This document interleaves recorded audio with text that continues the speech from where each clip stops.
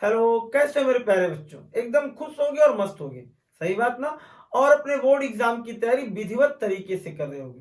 तो चलो बेटा, आज हम लोग अपने इस प्यारे से यूट्यूब चैनल उमेश गुरुकुल पर क्लास 10th की मैथ का चैप्टर 2 यानी पॉलिनोमियल को विधिवत वन शॉट में स्टडी करते हैं। और आज हम लोग बेटा इस छोटे से समय में यानी कम समय अंतराल की वीडियो में केवल उन्हीं क्वेश्चनों की स्टडी करेंगे जो बोर्ड के पेपर की बेसिस पर बहुत ज्यादा इंपॉर्टेंट है। तो इसलिए आज तुम लोग केवल वही क्वेश्चन पढ़ने के लिए यहाँ बैठे हो कि जिनको पढ़ने के बाद तुम्हें पॉलिनोमियल चैप्टर से कोई भी व्यक्ति हरा नहीं सकता। यानी ये मान के चलो कि 100 में 100 नंबर अगर पॉलिनोमियल का उठेगा तो यहीं से उठेगा, यहां से बाहर कुछ नहीं। तो तुम इसको जरूर पढ़ना और पूरा विधिवत पढ़ना और अपने मित्रों तक भी शेयर करना, जिससे कि तुम्हारे बहाने किसी और का भला हो जाए।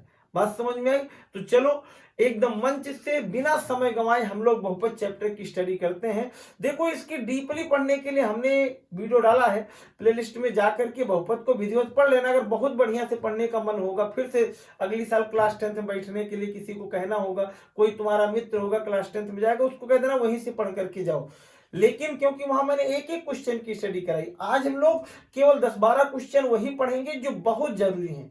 तो अगर तुम्हें उन क्वेश्चनों को पढ़ना है और सारे क्वेश्चनों को विधिवत देखना है तो अंतिम तक रुके रहना और ये जानना कि अगर तुम इसको विधिवत तरीके से रुके हुए हो और पढ़ लिए हो तो ये लिख लो किसी पन्ने पर, तुमको कोई पॉलिनोमियल में हरा नहीं सकता, ये मेरा वादा है। तो चलो चलते हैं। सबसे पहले थोड़ा सा बेसिक तो देख ही लेते हैं कि बेटा एक शब्द आता है, आखिर चर क्या होते हैं और अचर। सुन लो, वैसे ही जो चर होते हैं ना बेटा, उन्हें वेरिएबल कहते हैं। वेरिएबल का मतलब जिनके मान चेंज होते रहते हैं, जैसे एक्स वाई जेड पढ़े हो। दूसरी चीज जो कांस्टेंट होते हैं उनके मान कभी बदलते नहीं है। मैडम ने या सर ने क्लास में पढ़ाया होगा कि जो कांस्टेंट होते हैं लल्लू, उनके मान नहीं बदलते, जैसे गिनती 1 2 3 7 1 2 3 4 5 6 7।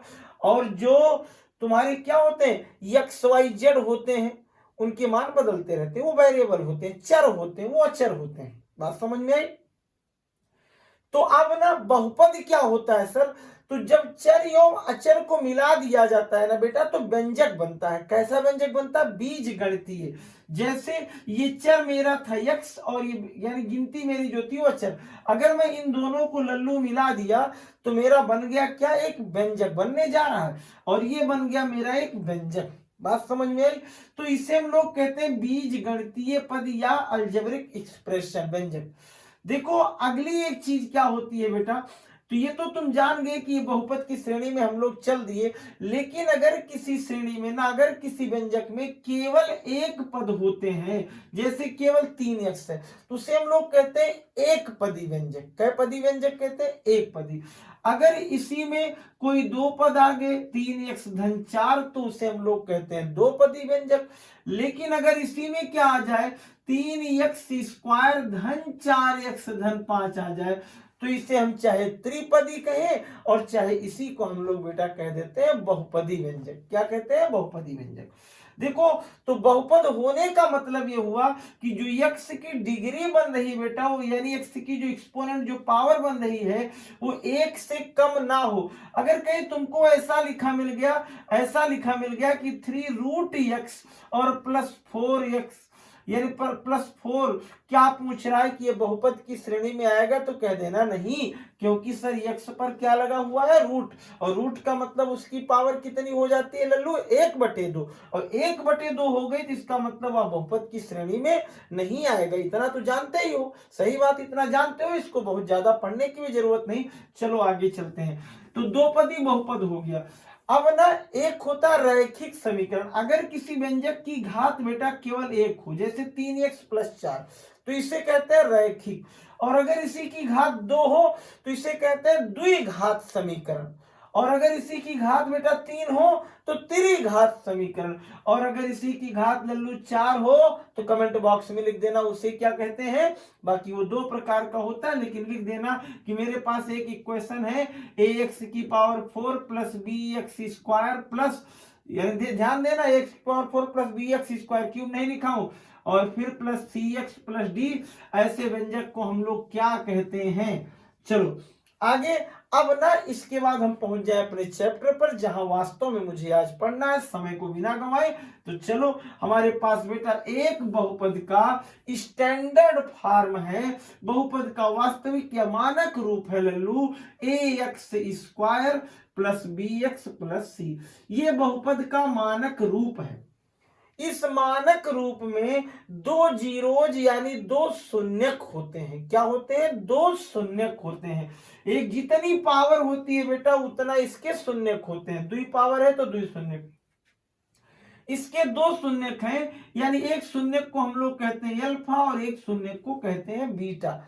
तो चैप्टर पढ़ने से पहले मैं पूरे फार्मूले की स्टडी करने चल रहा हूं, तो एकदम मन चित से फार्मूले पर अपना दिमाग केंद्रित कर लो, लास्ट तक रुके रहो, क्योंकि अभी तो पार्टी शुरू हुई है। तो हम लोग अब सबसे पहले, अगर दो शून्यक दिए गए हैं अल्फा और बीटा, प्रश्न कह रहा है कि कोई दो शून्यक है, मैं फार्मूले की बात कर रहा हूं, और दोनों शून्यकों का योगफल कहेगा, तो अल्फा प्लस बीटा यानी शून्यकों का योगफल बराबर होता है माइनस बी बाई ए। लेकिन इससे घबरा जाओगे, बाकी तुम्हें ये मालूम है माइनस बी बाई ए, तो तुम यहां कह देना कि कॉफिशिएंट ऑफ एक्स, यानी एक्स का गुणांक, क्या कह देना? एक्स का गुणांक सर जी, और बटे क्या लिख देना? एक्स स्क्वायर का गुणांक, आगे माइनस कर देना। ये होता है शून्यकों का योगफल। और अगर बात आई शून्यकों के गुणनफल की, तो उसे कहते हो सी बटे ए। इसका मतलब होता है अचर पद, और क्या हो जाएगा बटे यहाँ एक्स स्क्वायर का गुणांक। इस तरीके से तुम लोगों ने देखा कि अगर किसी बहुपद में ये द्विघात समीकरण के रूप में दिया गया था, उसके दो जीरोज अल्फा और बीटा थे, तो अल्फा प्लस बीटा बराबर माइनस बी बाई ए, और अल्फा इंटू बीटा बराबर सी बाई ए होता है। समझ में आ गया? चलो इसको स्क्रीनशॉट ले लो, फट से मैं इसको मिटाऊंगा। समय को थोड़ा सा बहुत हिसाब से चलाना है कि एकदम कम से कम आज रिकॉर्ड करना है कि कम से कम समय में हम पूरे बहुपद को कैसे खत्म कर दें। दूसरी चीज बेटा कि अगर कोई दो शून्यक दिए गए थे, तो एक व्यंजक बनाना है, एक बहुपद बनाना है। तो बहुपद बनाने का सूत्र होता है क्या? बहुपद का समीकरण या सूत्र क्या होता है? एक्स स्क्वायर माइनस यहाँ बेटा अल्फा प्लस बीटा या शून्यकों का योगफल या सम ऑफ जीरो जो भी आएगा, एक्स और प्लस यहाँ हो जाएगा अल्फा इंटू बीटा। कभी कभी ना अल्फा और बीटा देता है प्रश्न में, कभी कभी ये बहुपद निकालने का फार्मूला लिख लो। कभी कभी कहता है कि अल्फा और बीटा दे रहा हूं तब समीकरण बनाओ, और कभी कभी कहता है कि दो जीरोस के सम और प्रोडक्ट दिए गए हैं तब बहुपद बनाओ। तो उससे दोनों से हम लोग आगे पढ़ेंगे, हर टाइप के क्वेश्चन पढ़ेंगे, और एकदम कम समय, मैंने कहा ना पूरे चैप्टर का द एंडिंग आज होगा। तो चलो इसको कॉपी कर लो, फिर आगे बात करते हैं। तो बेटा अब हम लोग ना अपने इस चैप्टर की शुरुआत करते हैं एकदम इन दोनों फार्मूलों से। सम ऑफ जीरोस क्या होगा सर? अल्फा प्लस बीटा बराबर माइनस बी बाई ए, और प्रोडक्ट ऑफ जीरोस क्या होगा? यानी शून्यकों का गुणनफल alpha into beta equal to C by A. बात समझ में आई? और फिर सर अगर कोई बहुपद होगा तो उसकी मिनिमम कितनी पावर होगी? 2, उससे कम नहीं। तो चलो उसके बाद हम लोग अब अपने क्वेश्चन नंबर 1 पर चलें। देखो बेटा, सबसे पहले बात बहुत पुराने क्वेश्चन की आती है। अगर कभी क्वेश्चन में इस तरीके से एक ग्राफ बनाकर किया गया, तो देख लेना कि ये जो तुम्हारी लाइन होती है उसे कहते हो एक्स एक्सिस। क्या कहते हो? X x dash. इसे कहते हो वाई और वाई डैश। इसे कहते थे मूल बिंदु यानी वर्जिन। अगर बेटा कोई आदमी एक लाइन ऐसे खींच दिया और पूछ रहा है कि सर यक्स के कितने शून्यक हैं, यक्स के कितने शून्यक हैं, कितने जीरोज हैं, how many zeros x axis, यानी कितने यक्स के हैं, तो बेटा यक्स वाली लाइन जितनी बार कटी होगी उतना उसके जीरोज होंगे। यक्स वाली लाइन कै बार कटी लल्लू? 1, 2 और 3, इसका मतलब 3 जीरोज। और इसी में कोई पूछता कि सर वाई के कितने जीरोज होंगे, तो वाई वाली लाइन एक बार कटी है, इसका मतलब वाई के 1 जीरोज होंगे। चलो मैं इसको मिटा देता हूं। एक दूसरा तुमसे पूछता हूं कि जरा अब तुम लोग बताओ कि सर अब इसमें वाई के कितने जीरोज होंगे, अब इसमें y के कितने जीरोज होंगे, तो y बेटा एक बार कटा, इसका मतलब y का 1 जीरोज। लेकिन अगर कोई कहता है इसमें x के कितने जीरोज होंगे, तो x का कोई जीरोज नहीं होगा। एक और तुम लोग अपने आप से बताओ, कमेंट बॉक्स में इसका आंसर देना, मैं इसको नहीं बताऊंगा। देखो मैं एक जगह ऐसे काटा ऐसे, अब इसमें बताओ कि x और y के कितने जीरोज होंगे। x और y दोनों में नहीं, y का मैंने बता दिया, एक बार कटा, इसका मतलब एक जीरोज। तुम लोग कमेंट बॉक्स में लिखना कि सर x के कितने जीरोज होंगे, तब हम लोग इस तरीके की क्वेश्चन को पढ़ लेंगे। तो इस तरीके का क्वेश्चन अगर चैप्टर में कहीं पेपर में, बोर्ड पेपर में कहीं मिलता है कि सर x के कितने जीरोज, 1 2 3, कोई कहता है कि सर y के कितने जीरोज, एक बार कटा एक जीरोज, कोई कहता है कि सर इसमें y के कितने जीरोज, एक जीरोज, कोई कहता है सर इसमें y के कितने जीरोज, तो y कटा ही नहीं, इसका मतलब x का जीरोज। बात समझ में आई? तो इसका वाला तुम लोग कमेंट बॉक्स में लिख दो, तब मैं आगे चलूं। देखो बेटा एक क्वेश्चन ये भी खूब चर्चा में रहा, ये क्वेश्चन है ना कि बहुपद के शून्य ज्ञात कीजिए और संबंध भी ज्ञात कीजिए। यानी सबसे पहले ये तुम्हारे पास दो प्रश्न मैंने लिया, एक ही प्रश्न तुम्हारे लिए बहुत है कि जैसे कोई एक व्यंजक दे देगा और पूछेगा इस व्यंजक का शून्य क्या होगा, और फिर शून्य जब तुम निकाल लोगे अल्फा और बीटा, तो फिर पूछेगा उनका संबंध भी ज्ञात कीजिए, यानी दिखाइए, सत्यता की जांच भी कीजिए, और लास्ट में कभी कभी ये कहते हैं सत्यता की जांच भी कीजिए। तो हम लोग सबसे पहले इसको कैसे लगाएंगे, तो ऐसे प्रश्नों को बोर्ड में बिल्कुल गलती ना करना, जैसे मैं लगा रहा हूं वैसे ही करना। सबसे पहले यहाँ क्वेश्चन नंबर 1 डाल लेना, पूरा क्वेश्चन उतार लेना, x² माइनस 2x माइनस 8। फिर बेटा इसका फैक्टराइजेशन यानी गुणनखंड कर देना। देखो सबसे पहले यहाँ 8 है, यहाँ 1 है, तुम 8 का पहाड़ा एक बार पढ़ते हो, यानी 8 1 जा 1, यानी 8 एकम 8। फिर ऐसी कोई दो गिनती चुनते हो कि उनका गुणा करो तो 8 हो जाए, और यहाँ चिन्ह लगा था ऋण का, और घटा दे तो कितना हो जाए 2। ऐसी कोई दो गिनती चुनते हो कि गुणा करो तो 8 हो जाए और घटा दो तो कितना 2, तो 4 दूनी 8, और 4 में से 2 निकल गया 2। तुम लोग बेटा यहाँ लिख देते हो x², यहाँ 4 माइनस 2 लिख देते हो, फिर यहाँ x माइनस 8। बात समझ में आई? फिर इस लाइन को आगे बढ़ाते हो x², इसका ब्रैकेट खोलते हो माइनस 4x, क्या जैसे लगा रहा हूं वैसे लगाना, फिर इसका खोलते हो यहाँ प्लस 2x हो जाएगा, और ये माइनस 8। बेटा अगली लाइन में इन दोनों को एक ब्रैकेट में लिख देते हो x² माइनस 4x, यहाँ प्लस लगाते हो, इन दोनों को एक ब्रैकेट में लिख देते हो 2x माइनस 8। अगली लाइन में क्या करते हो, यहाँ देखो, यहाँ x² माइनस 4 था, यहाँ x कॉमन ले लेते हो तो x माइनस 4। यहाँ बेटा 2 से 8 कट जाएगा तो 2 कॉमन ले लेते हो, x माइनस 4। देखो ये दोनों एक ही जैसे हो गए, तो एक ब्रैकेट में हो जाएगा x माइनस 4 और एक ब्रैकेट में x प्लस 2। एक बार इसके बराबर 0 कर देते हो, x माइनस 4 बराबर 0, तो x बराबर 4 होता है। एक बार इसके x प्लस 2 बराबर 0, तो x बराबर माइनस 2। इसका मतलब लल्लू जो इनके शून्यक होते हैं अल्फा और बीटा, एक तो 4 आ जाता है, अल्फा बराबर 4 और बीटा बराबर माइनस 2 हो जाता है। समझ में बात आई? ये तो तुम्हारे हो गए शून्य ज्ञात कर लिया।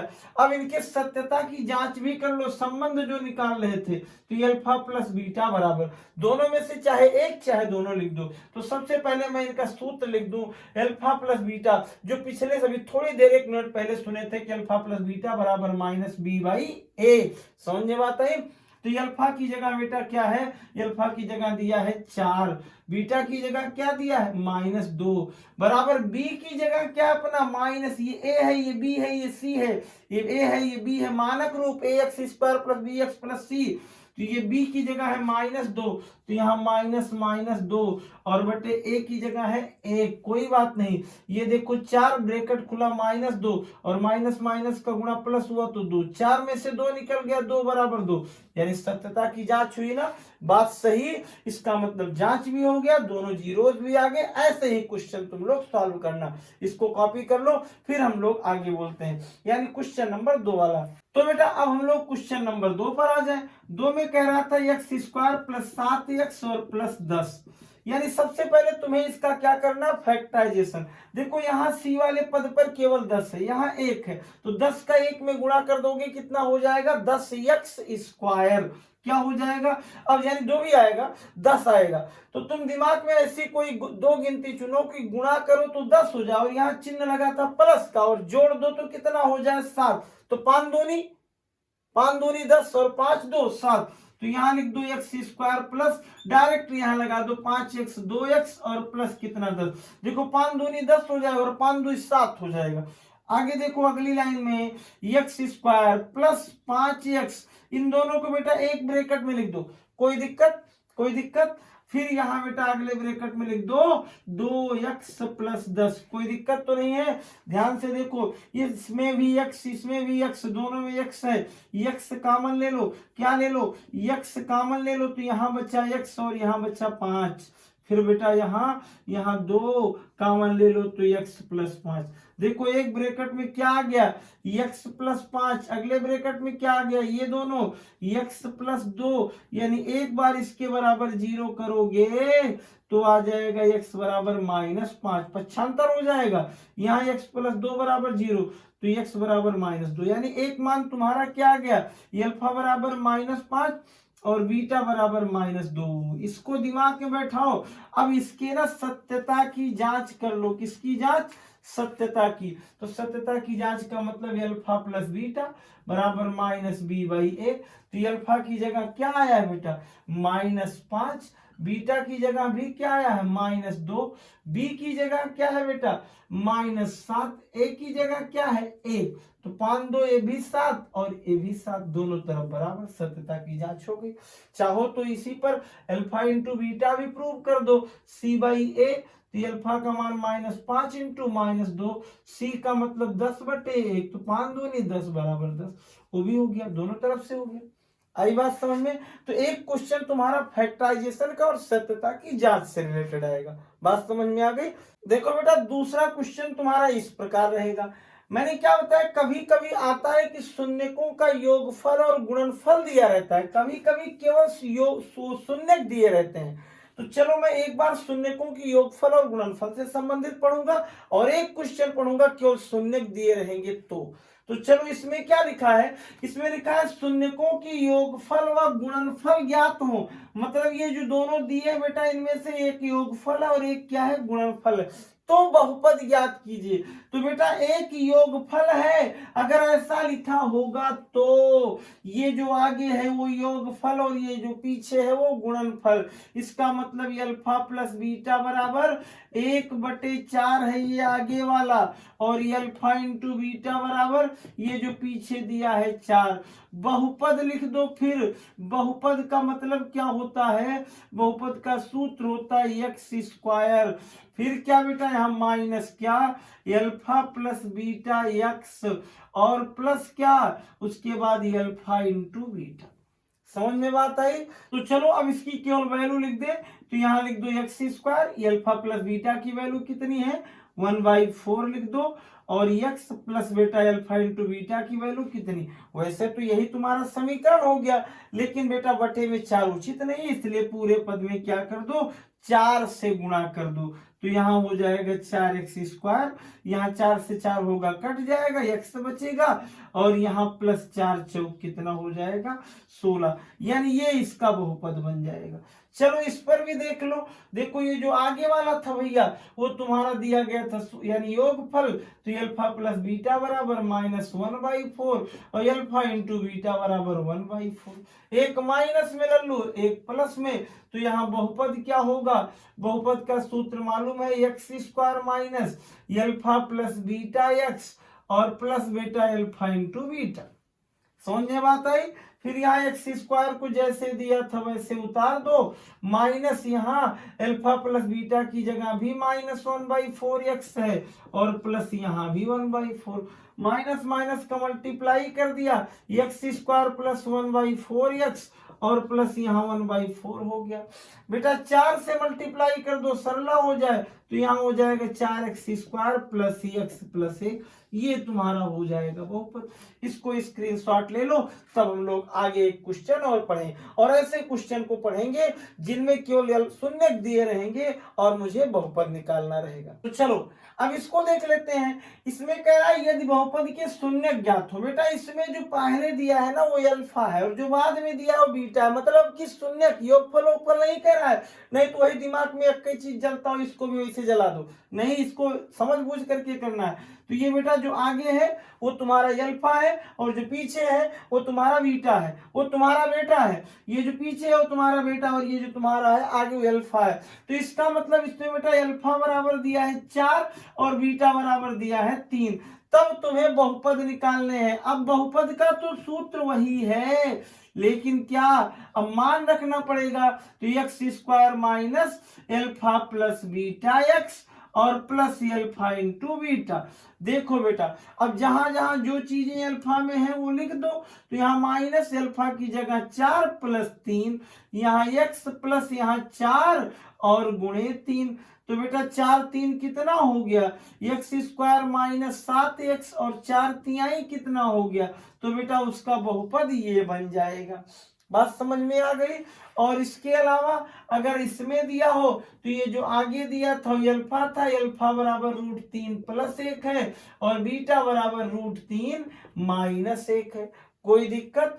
तो बहुपद तो वही होगा, बहुपद का सूत्र तो वही होगा, क्या एक्स स्क्वायर माइनस क्या अल्फा प्लस बीटा एक्स और प्लस अल्फा इंटू बीटा। एकदम रापचिक सुपरस्टार स्टाइल में हम लोग बहुत तेजी से पढ़ रहे हैं। एकदम समय को एकदम समझ लो कि कम समझ करके, कि अब मेरे पास बहुत ज्यादा समय नहीं, इसलिए मैं एकदम पूरा सुपरस्टार गाड़ी चला दिया हूं। समझो एक्सप्रेस चल रही है, बुलेट ट्रेन। ये देखो एक्स स्क्वायर माइनस, यहाँ अल्फा की जगह क्या है √3 प्लस 1, बीटा की जगह प्लस √3 माइनस 1, फिर यहाँ एक्स प्लस बेटा इन दोनों का गुणा कर दो, √3 प्लस 1 इंटू √3 माइनस 1। चलो ये देखो माइनस से प्लस कट गया, √3 जुड़ जाएगा, एक्स स्क्वायर माइनस 2 √3 एक्स और प्लस बेटा इसका गुणा करेगा तो क्या √3 का स्क्वायर माइनस 1 का स्क्वायर, यानी यहां हो जाएगा एक्स स्क्वायर माइनस 2 √3 एक्स। ये हो जाएगा 3 माइनस 1, 3 में से 1 गया तो यानी एक्स √2 उधर अभी रहने दो और प्लस 3 में से 1 गया 2। बेटा ये बहुपद तुम्हारा ये बन जाएगा। एकदम फटाक से कॉपी में लिखो, खटाक से अगला क्वेश्चन फिर मिलने वाला है। हाँ चलो फटाक से लिखो, खटाक से मिलेगा, फटाक खटाक। देखो इधर देखो, इसको स्क्रीनशॉट लो भर से।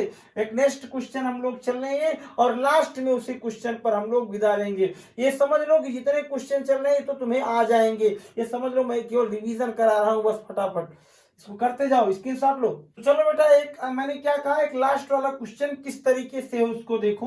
कह रहा है कोई एक बहुपद दिया गया है x square plus 7x plus 12 के शून्य के अल्फा व बीटा हो, तब निम्न के मान ज्ञात कीजिए। तो बेटा अगर इनके शून्य के अल्फा बीटा हो तो इसके मान ज्ञात करो। तो ये सबसे पहले तुम समीकरण अपना बहुपद लिख लो, X square plus 7x plus 12 लिख लिए।